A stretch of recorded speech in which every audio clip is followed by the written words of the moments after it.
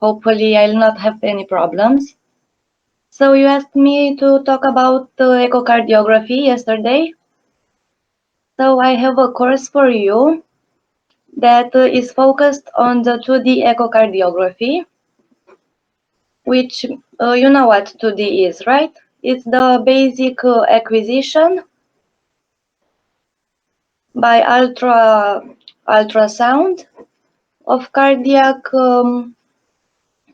chambers. Besides 2D echo, you also have the Doppler examinations, which are three types: continuous wave, pulsed wave, and color Doppler, which is the most simple to understand, of course.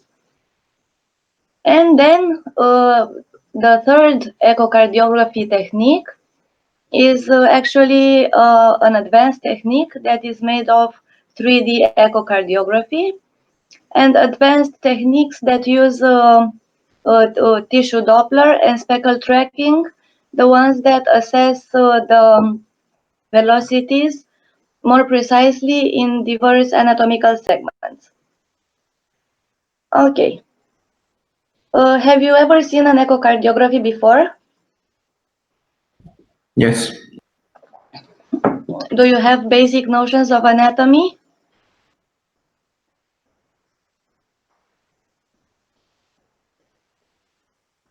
So I will not take you through the acquisitions because it doesn't make sense to you at this point, how you hold the transducer and how you acquire the images. But I will show you to the imaging of the heart. So what do we have here? Can you guess? Long parasternal view. Yes, and what structures can we see? The left atrium, the left ventricle, and the left ventricle outflow tract, and in the upper part, the right ventricle. Yes, and this? It's the aorta. Okay. So for everyone who doesn't understand, this is the left ventricle. So the transducer is here, yes? The right ventricle is next to the sternum. It's precordially located. And so my transducer is here. It emits the ultrasound in a divergent way. That is why we have this cone-like fascicle. So at the point of the cone, we have my transducer on the patient, and then the ultra waves penetrate the thorax and make up the image. So most posteriorly, we have the left cavities of the heart, and in front, this is the anterior or precordial view, you have the right ventricle. So this is basic anatomy. This is the left atrium. This is the mitral valve. These are the chordae of the mitral valve. The left ventricle, its basal portion. This is the interventricular septum. The aortic valve, which in 2D looks bicuspid, but afterwards you can tell for sure if it has 2, 3, or how many leaflets indeed. The aorta, the proximal aorta, and as we said, the right ventricle. So this is the standard image that you acquire at the very first of the examination. It is called the long parasternal long axis view, in short, PLAX. Okay, after you acquired that image, you put this fascicle on the basis of the left ventricle. Do you have any idea what this examination is? M mode. Yes, it is M mode. Do you know what it is?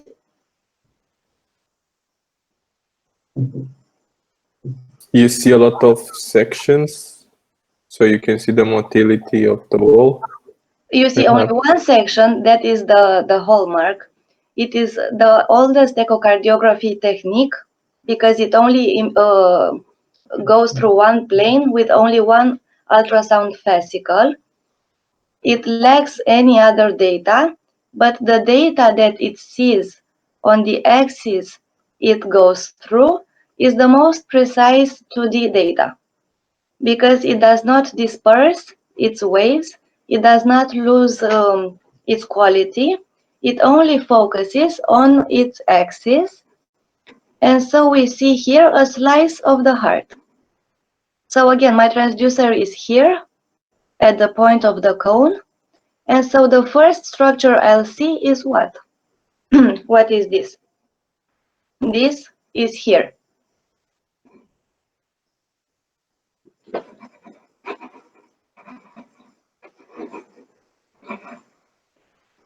So it is the anterior mediastinum. It is the mediastinum, maybe some soft tissue, maybe hard tissue. It doesn't matter because I do not look at it. It doesn't interest me. Then it crosses a chamber, which we said was the right ventricle. Yes. So this is the right ventricle. Again, because of the section, it is not destined for the right ventricle. So it doesn't help me much to define it. But then the focus of the section is the left ventricle, and this is why it's used here. So it's used to properly assess the interventricular septal dimension, the end diastolic diameter, the posterior wall, and the end systolic diameter. So this is the most precise LV measurement if you are sure you are properly aligned at first. So it is absolutely mandatory to have the correct plugs position at first, and then you select the M mode, because if it is a little crooked, then it will overestimate your ventricle.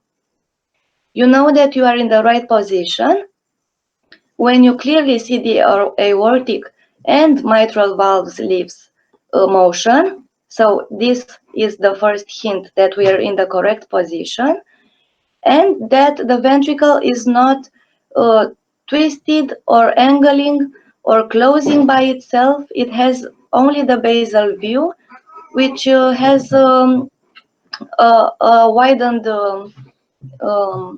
aperture, to say. So it does not close on itself. That would be a misacquisition. So this is actually the anatomy of what we saw before. The left atrium, the left ventricle, and the, as you said, the LVOT, the left ventricle outflow tract, aortic leaves, and aortic root, or proximal aorta. Okay. The trabecular part of the left ventricle and the chordae to the mitral leaves. This is again the same explanation. If you are wondering what you're hearing is my dog.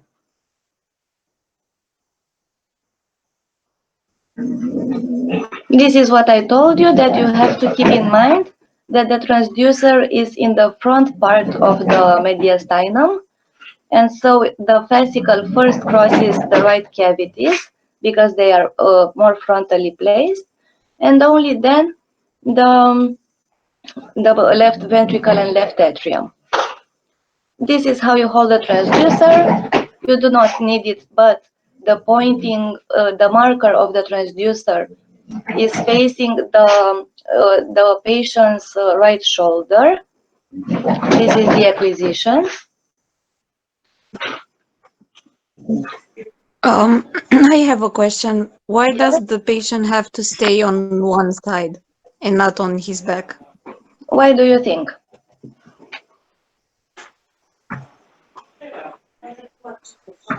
Because if he would sit on his back, you will have just a clear view of the right part of the heart. So if he says on the side, It's a more global reason. It is not because of the right or left heart. It is because of the mediastinum and the heart per se. because in this position you bring the whole heart closer to the thorax. You decrease the distance between the structures of the mediastinum, and that means you have a clearer view. Your ultrasounds that do not have to travel so much and lose definition as it would happen in the posterior decubit. Of course, you can have posterior decubit in emergency settings or post-operatory setting where the patient cannot turn on his side. But for healthy patients or able patients, you should put him on his side. Okay, thank you. Sure. Okay, we already established this. This is a more detailed description of the mitral leaflets. So the mitral leaflets are two. This is the anterior one because, of course, it faces the anterior part of the heart. And the posterior mitral valve, which is, of course, connected to the posterior wall. Also, for the aorta, we already said that the normal aorta has 3 cusps, but in this section you only see 2 of them. The one you see here, the upper one, which is close to the right ventricle, is always the right coronary valve. The backward valve that you see in this section may be the non-coronary or the left coronary cusp. Oh, and here the little star means that you have the coronary sinus over here. Okay, we said that this was the interventricular septum and the posterior wall. You don't need to know for sure all of the walls. This is the median normal values for interventricular septum, so up until 1 centimeter, and also for the posterior wall, a centimeter is the highest value. 11 millimeters is somewhat borderline, maybe hypertrophic, maybe because of image, but for sure 12 millimeters is hypertrophy. This is the upper normal limit for end diastolic ventricular diameter, which is this one. So when you measure the left ventricle diameter, you do not include the walls. You measure first the septum, and then from cavity to cavity, from endocardium to endocardium, you measure the cavity in end diastole or end systole.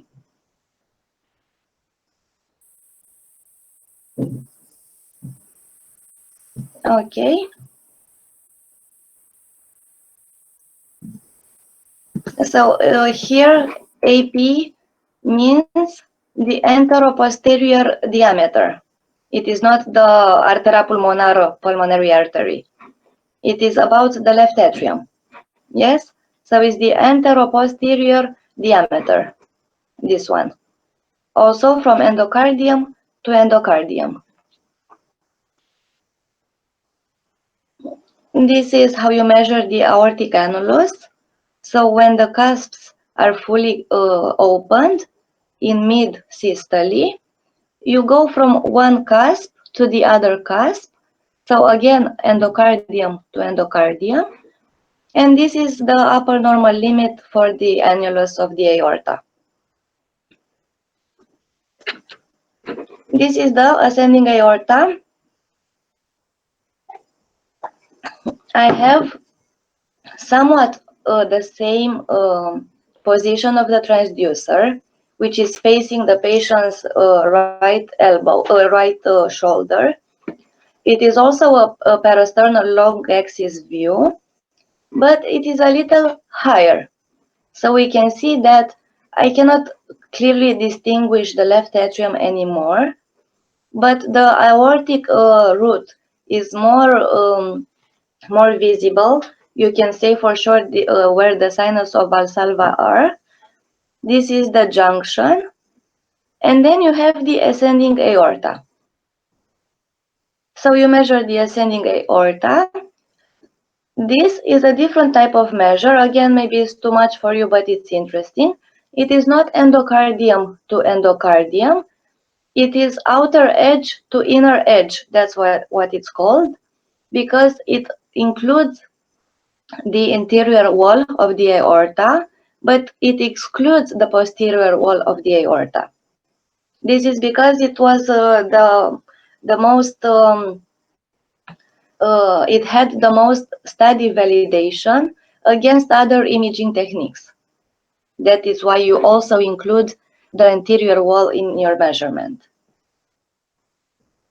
Okay, so again, this is how I obtained the previous image. I went a little higher, maybe 1 intercostal space higher. This is how you measure the sinus of Valsalva. This is how you measure the junction and the aorta. This is an M mode through the aorta.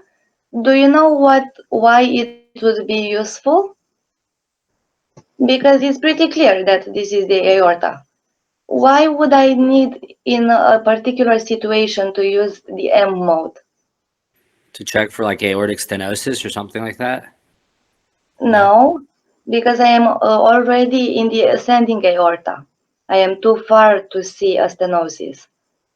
It's because of vessel pathology. Aneurysm, so you can see the wall. Yes, so I could use it for a more precise measurement, because we already said that the M mode is the most has the most definition in terms of quality of image. But a pathological situation, maybe the dilation of the root and now regurgitation. something more acute. Dissection. Yes, in aortic dissection, if I am not sure that what I see inside the aorta is actually a flap of dissection or an artifact, I can go with the M mode, and I will see clearly either an independently moving flap or an artifact that is linear. It doesn't move constantly with the systole diastole cycle, and it makes no sense for it to be a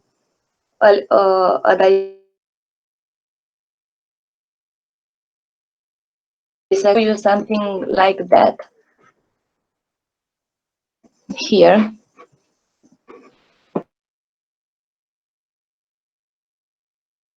Say for theory that this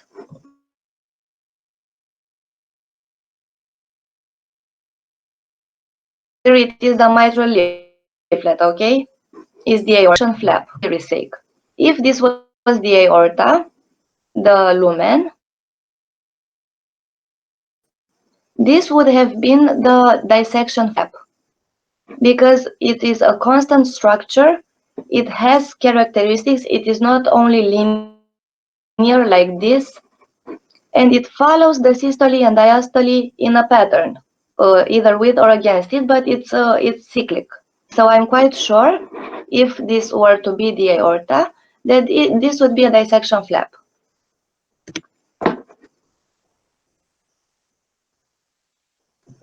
Okay. Now,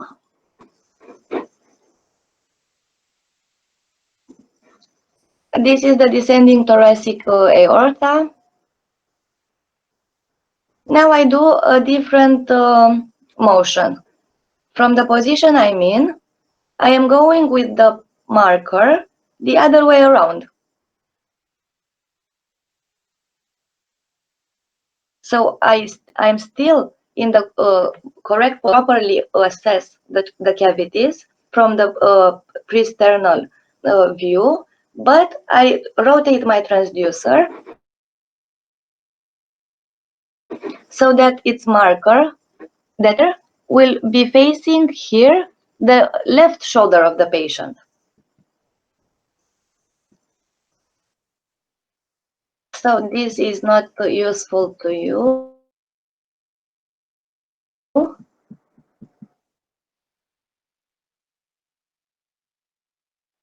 So after I rotated my transducer to the left shoulder of the patient, I obtained the other parasternal view, which is the short axis view, or PSAX.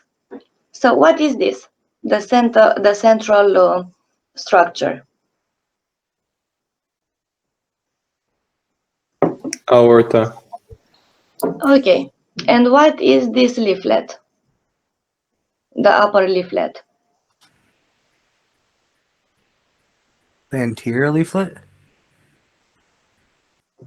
No, so the aorta has three cusps, one left coronary cusp, one right coronary cusp, and one non-coronary cusp. The left, maybe? But it's close to the anterior part. So I'm still with the transducer anteriorly, which means it's close to the right-sided heart, which makes it the right coronary cusp. Yes? So this is the right coronary cusp. What is this?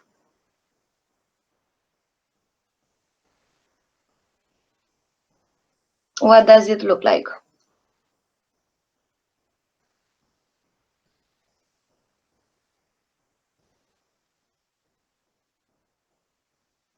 This little thing here. Is it an artifact or is it a structure? A structure? Mm-hmm. Tricuspid. Looks like a valve, Maybe. yeah. No, it's a pulmonary valve, but okay, it's a valve. I agree. What about this? What is this? Is it a structure or an artifact?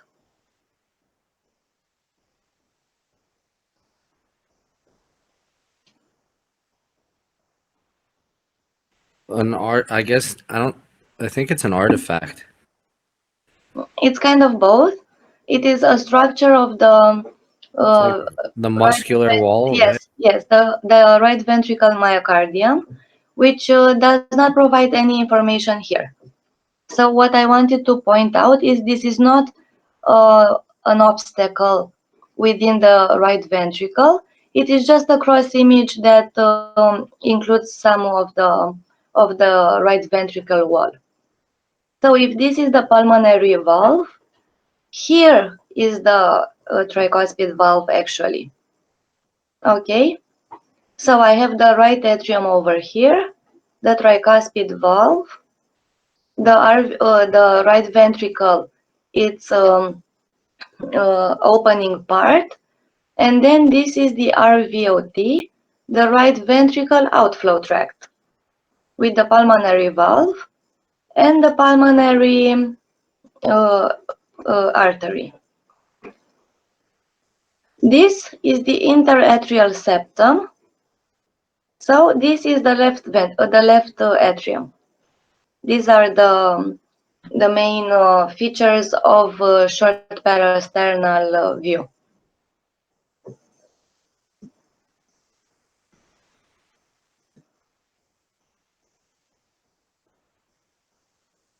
Okay, so the left parasternal short axis view. This is a very pretty This acquisition is usually what you obtain when I said that you rotate your transducer from the right shoulder to the left shoulder of the patient. You can see the aorta and its cusps and describe them, how many they are, what they look like, if they have calcifications, nodules, structures suggestive for endocarditis. Anyway, what I am trying to get at is that from this view, besides describing the aortic cusps, you cannot say for sure anything else.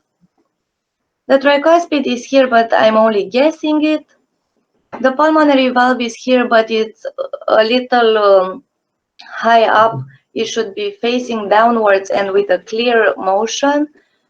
The pulmonary artery is closed, so you can see, like we saw here, part of the wall. This is a part of the artery wall, so I cannot measure its diameter. So it is a good image to start with, but then you have to make small movements with your transducer so that you are facing the structures you want directly.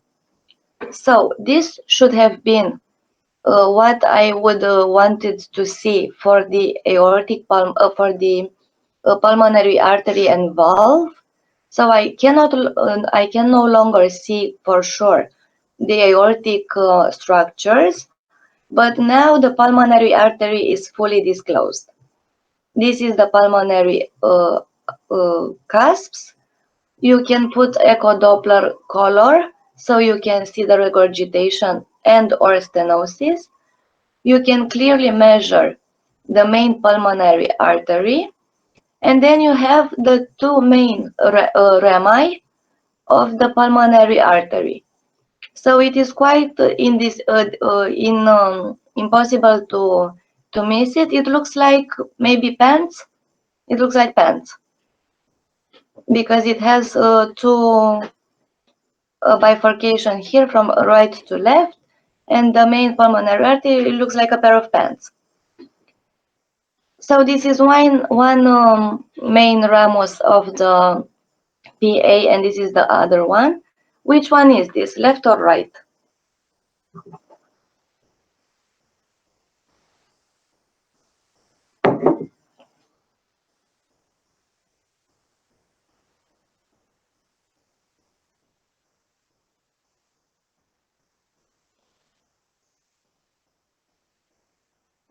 So anatomically speaking, where does the aortic cross happen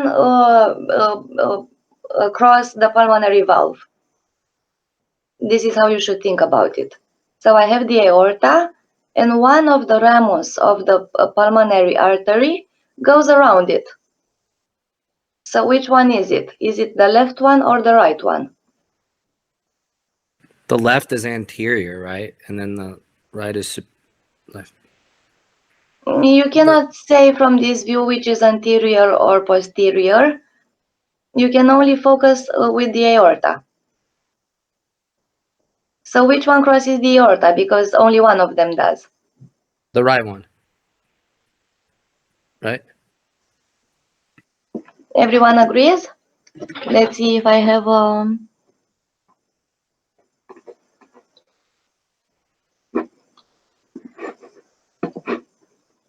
okay. So it's the right one, yes? This is the RV outflow tract. This is the left main pulmonary artery, and this is the right pulmonary artery, which is crossed by the aorta. And also you can see it here in a more diagramical viewpoint. Yes? So agreed. This is the right part of the pulmonary bifurcation. So this is the left one. We already talked about the aortic cusps. And then we are focused here on the what structure is this?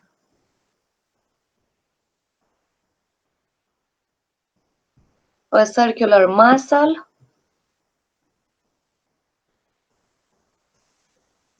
What do you think this is?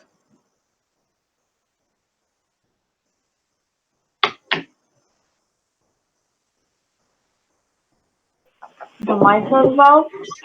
The left ventricle. Yes, the mitral valve is here in the first image. And actually both of them are the left ventricle. And these are what? These little muscular structures. Trabeculae? More than that, Papillary muscles. Yes. So these are the papillary muscles. So I am looking down inside the ventricle. And these are the mitral leaflets. Probably it's a standstill picture, but I am pretty sure that this is a little higher up, and I can see the mitral cusps. Okay.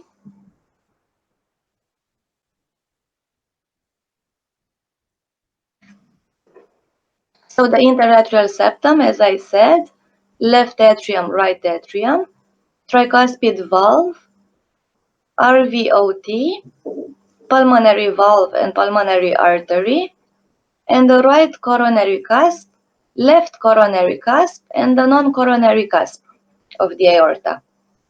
This is the 2D imaging of SACS.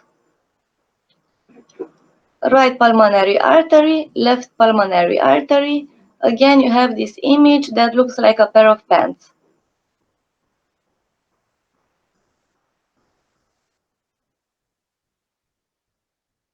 Again, a pulmonary artery. And this is your friend, the short axis view of the left ventricle at its basal portion where we can see the mitral valve. And what is this? It is not centered for it, but what is this?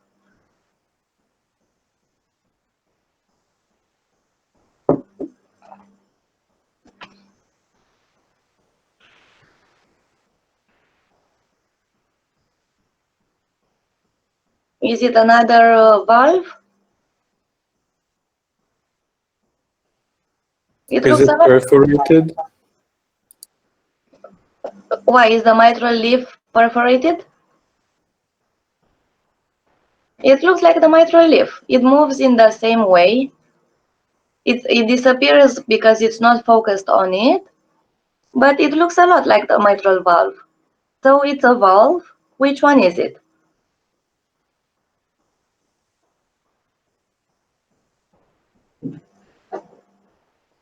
What can it be?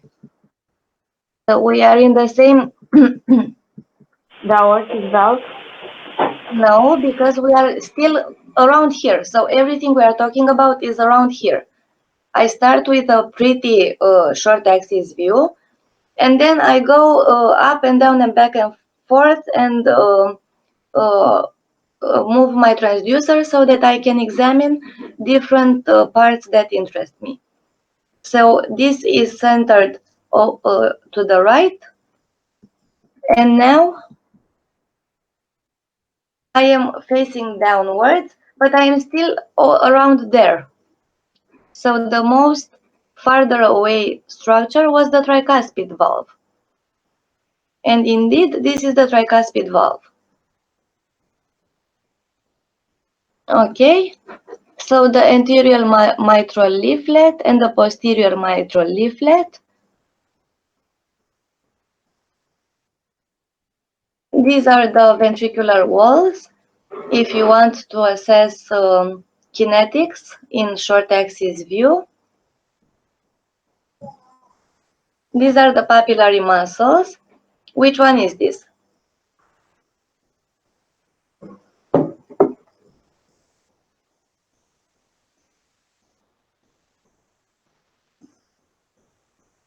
Do you know what the two papillary muscles, their denomination? Anterolateral and posteromedial. Okay, and which one is this?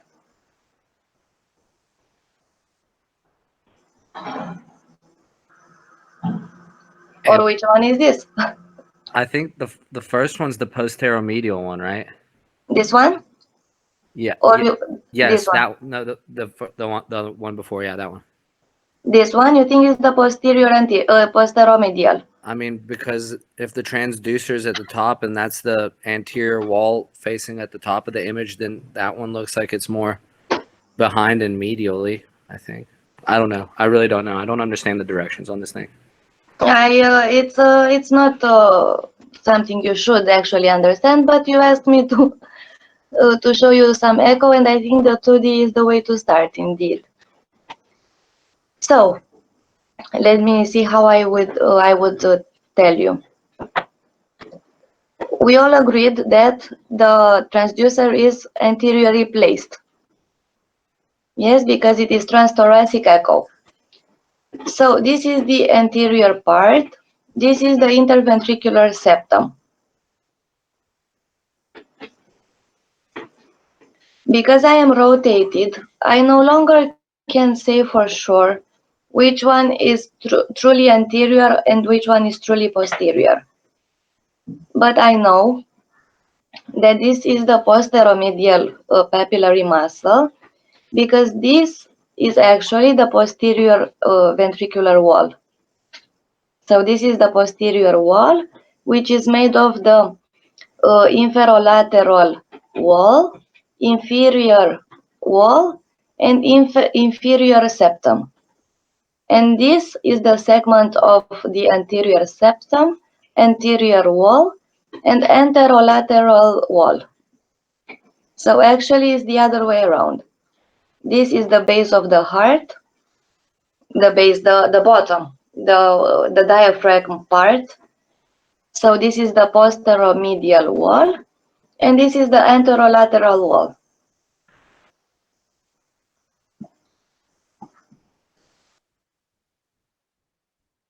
Okay, what could this be?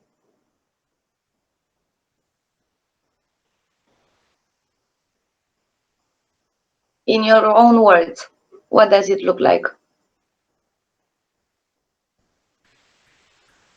The left ventricle. Yes. Can you guess what part of the left ventricle? The apex, the very bottom, looking up. Yes. So I went from the mitral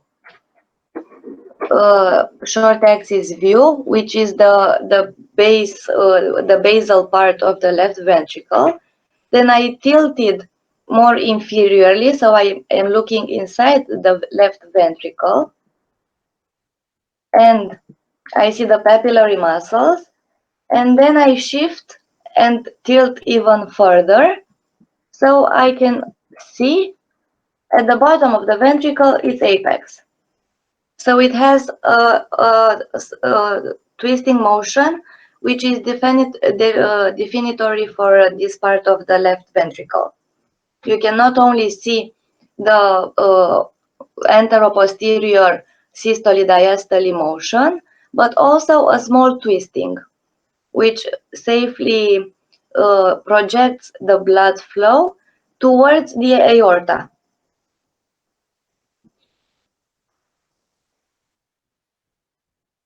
Okay, so what do we call this view?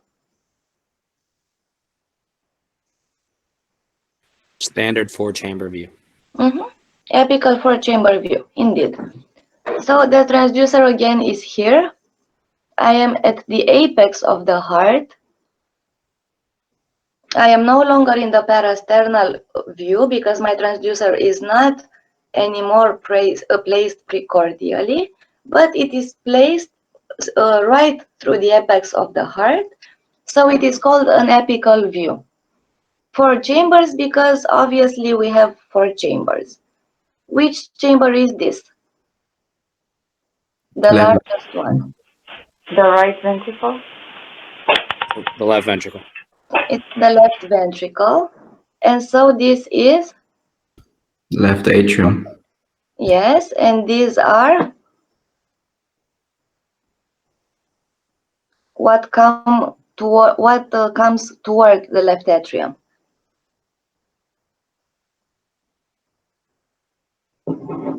Pulmonary veins. Indeed. Okay, so this is the interatrial septum, and this is? Right atrium. Which goes into? Right ventricle. Okay. You can tell for sure, even if you are holding your transducer the other way around, that this is the right ventricle. Why? It's triangular shape, kind of. Yes. It's a triangular shape in 2D echocardiography. And in 3D echocardiography, or when we saw the short axis view, it looks like a banana. So this is a particularity to distinguish it. Also, the, how do you call it, bandeleta moderatoare. The muscle connecting the septum to the free wall of the right ventricle. You have a bundle of muscle here, which is, you cannot see it here because it is a normal heart and it is not enlarged. But if you see it, it's diagnostic for the right ventricle.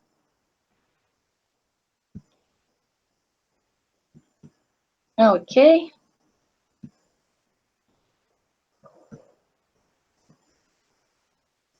So this is how I acquired that image. I placed the transducer at the apex of the heart. The first structure I see is the left ventricle.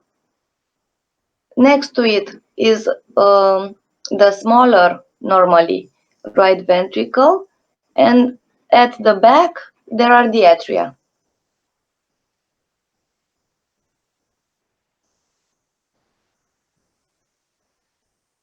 Okay, this is what we talked about earlier. This is how you acquire the apical 4-axis view. So the apex of the heart, is it made only of the left ventricle or also the right ventricle in the normal heart?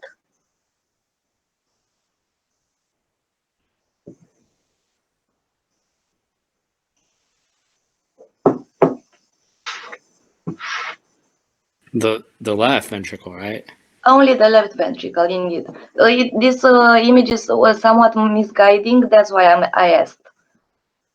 So the apex normally is only made from the left ventricle. The right ventricle has this triangular shape that we talked about, and then it twists around the left ventricle towards the pulmonary valve. This is the bundle I talked about, the muscular bundle of the right ventricle. And another hint that the normal apex is only made by the left ventricle is this. Yes? So I am looking inside the apex of the heart and I can only see the left ventricle.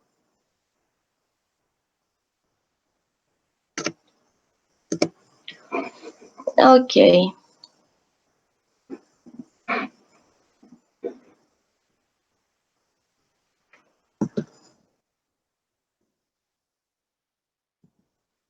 So we talked about the left atrium and its pulmonary veins.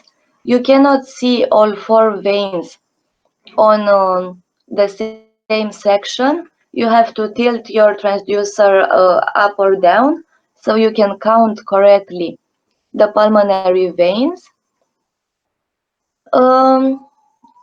If I weren't to find the correct right pulmonary veins, what other defect would I think about? Congenital heart defect.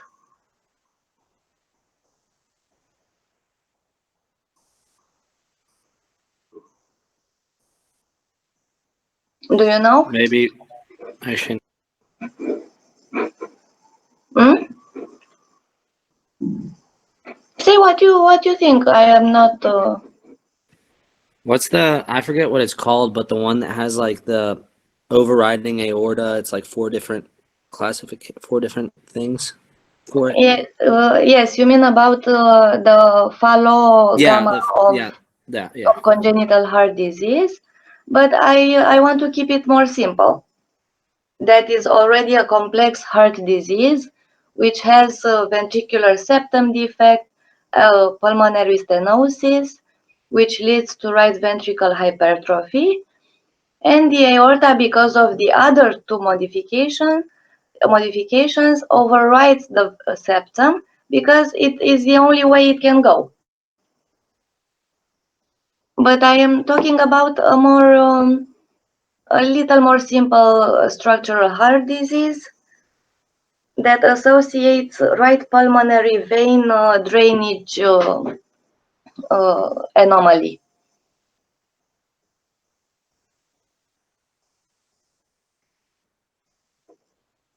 It is about the interatrial septal defect,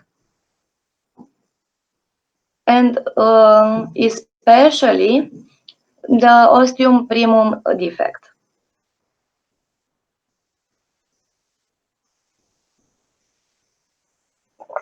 Can you see the ostium primum on echocardiography?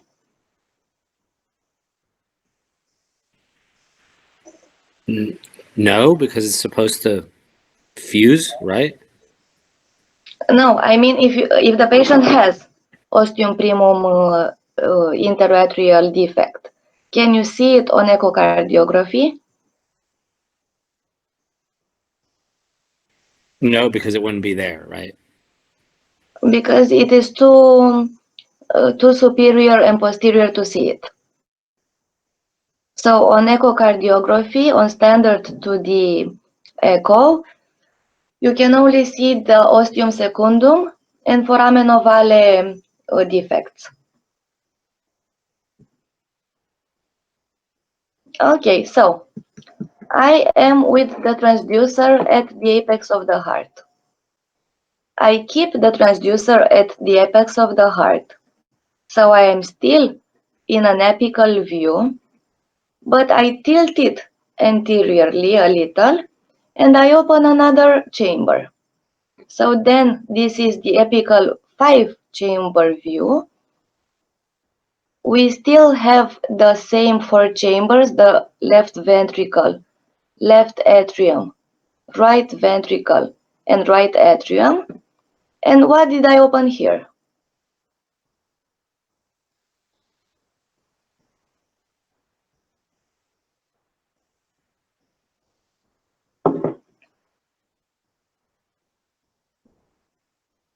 Do you know what this is? It connects to the left ventricle. Outflow tract? Yes, it's the outflow tract. So this is the 5th chamber, which is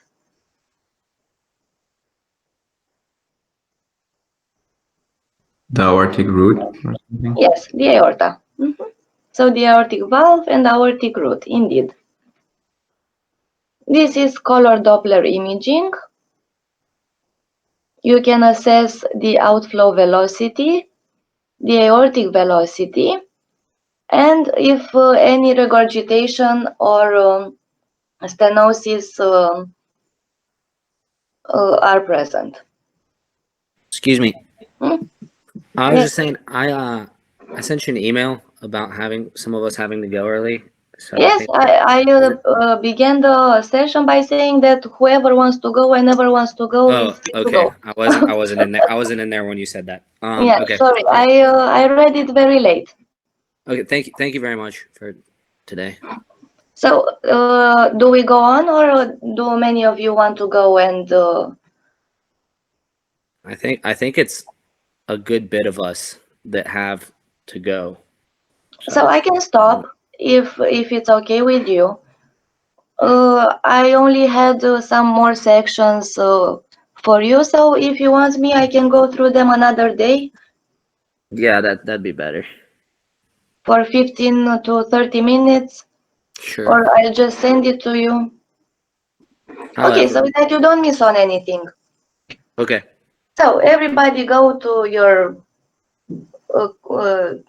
business, and we'll talk next week for maybe some taking up. Okay. Thank you very much. Okay. Have a nice day, guys. Bye. Bye. Thank you. Thank you, bye.